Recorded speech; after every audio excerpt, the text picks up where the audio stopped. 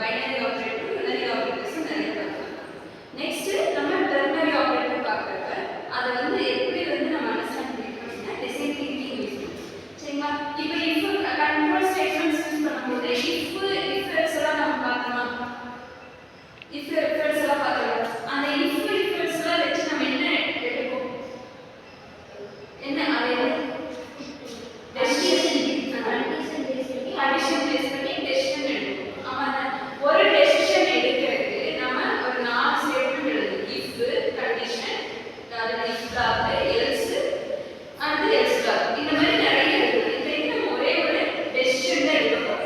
But ஒரு decision எடுக்கிறதுக்கு how many statements we have to write, அது மாதிரி நிறைய ஸ்டேட்மெண்ட் எழுதுறதுனால இதுதான் நம்மளோட ப்ராப்ளமா இருக்கு. சரிங்களா? நம்மளோட டிசைன் திங்கிங்ல ஃபர்ஸ்ட் ஸ்டெப் என்ன, எம்பத்தைஸ். எம்பத்தைஸ்னா ப்ராப்ளமை அண்டர்ஸ்டாண்ட் பண்ணணும். இப்போ ஒரு ப்ராப்ளம் புரிஞ்சா ஒரே ஒரு டெசிஷன் எடுக்கிறதுக்கு மல்டிபிள் ஸ்டேட்மெண்ட்ஸ் நம்ம ரைட் பண்ணுறதா இருக்கக்கூடிய இதுதான் நம்மளோட ப்ராப்ளம். எம்பத்தைஸ் ஸ்டெப்ல அதுதான் சொல்லிருக்கோம். Understand the problem.